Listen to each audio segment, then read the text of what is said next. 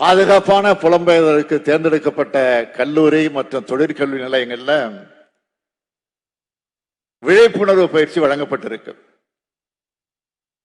அயல் நாட்டில் வசிக்கிற நம்ம தமிழர்கள் இங்க இருக்கிற அவங்களோட குடும்பத்தினர் எதிர்கொள்ளுகிற நிலம் மற்றும் பாதுகாப்பு தொடர்பான பிரச்சனைகளை களைய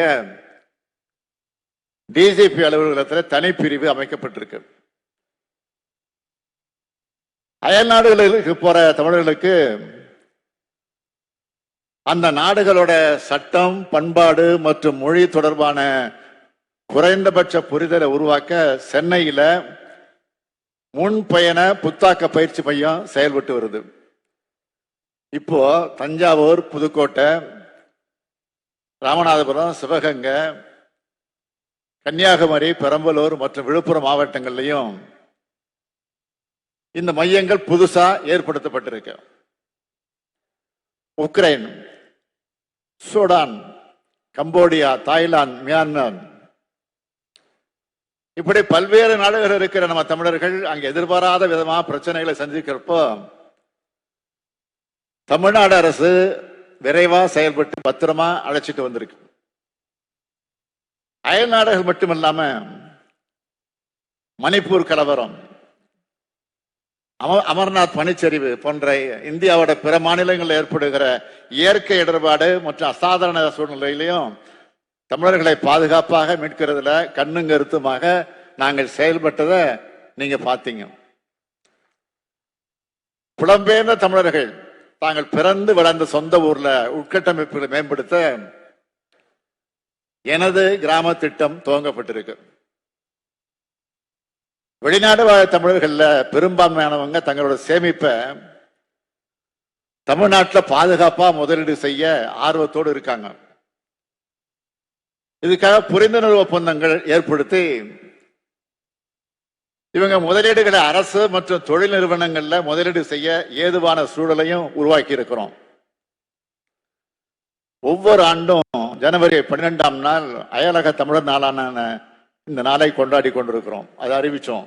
3 வருஷமா தொடர்ந்து கொண்டாடி கொண்டிருக்கிறோம். கடந்த 2 நாட்களா உலக தமிழினத்தின் மாநாடு போல சீரும் சிறப்புமா இது நடந்துகிட்டு இருக்கு. வேர்களை தேடி என்பது இந்த ஆண்டுக்கான முத்தாய்ப்பான திட்டமா அமைஞ்சிருக்கு. ஆண்டுதோறும் 200 இளைஞர்களை தேர்ந்தெடுத்து பண்பாட்டு சுற்றுலா அழைச்சிக்கிட்டு போக இந்த திட்டம் அறிவிக்கப்பட்டுச்சு. அதன்படி 58 இளைஞர்களை தமிழ்நாட்டுக்கு அழைச்சிட்டு வந்து டிசம்பர் 27 முதல் ஜனவரி 10ஆம் தேதி வரை 15 நாட்கள் தமிழ்நாடு முழுக்க இருக்கிற கலை, இலக்கியம், பண்பாடு, பழம்பெரும் கட்டடம், வணிகம், விடுதலை போராட்டத்தில் நம்ம பங்கேற்பு, ஆடைகள் தயாரித்தல், அணிகலன் செய்தல், தமிழர்களுடைய எல்லா மாண்புகளையும் பார்த்துட்டு வந்து அவங்க அனுபவங்களை இங்க பகிர்ந்துட்டாங்க. இதுலேயே இந்த திட்டத்தோட வெற்றியை நீங்க உணர்ந்திருப்பீங்க. இந்த ஆண்டின் அயலக தமிழர் நாள் கொண்டாட்டம் தமிழ் வெல்லுண்ட சிறப்பான கருப்பொருளை கொண்டு மிக எழுச்சியோடும்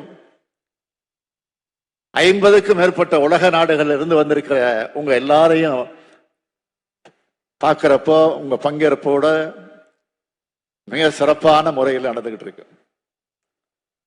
தாய் தமிழ்நாட்டின் முதலமைச்சரா மட்டும் இல்லாம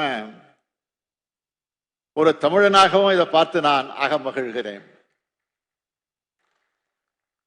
நீராலும் நிலத்தாலும் ஏன் நாடுகளாலும் கண்டங்களாலும் பிரிஞ்சிருந்தாலும் நாம எல்லாரும் ஒரே இனத்தை சார்ந்தவர்கள், தமிழ் அன்னையின் குழந்தைகள். அந்த உரிமையோட உங்க சகோதரனா நான் உங்ககிட்ட வைக்கிற வேண்டுகோள், எங்கு வாழ்ந்தாலும் தாய் தமிழ்நாட்டை மறக்காதீர்கள். அடிக்கடி உங்கள் குழந்தைகளோட தமிழ்நாட்டுக்கு வாருங்கள். கீழடி, பொருணை, ஆதிச்சநல்லூரை காட்டுங்கள். தமிழோடு இணைந்திருங்கள். நீங்கள் எங்கு வாழ்ந்தாலும் தமிழ்நாட்டின் வளர்ச்சிக்கு நமது திராவிட மாடல் அரசுக்கு துணையாக இருந்திடுங்கள் என்று கேட்டு அனைவருக்கும் தமிழர் திருநாளாம் பொங்கல் வாழ்த்துக்களை தெரிவித்து விடைபெறுகிறேன். வாழ்க தமிழ், வளர்க தமிழ்நாடு. நன்றி, வணக்கம்.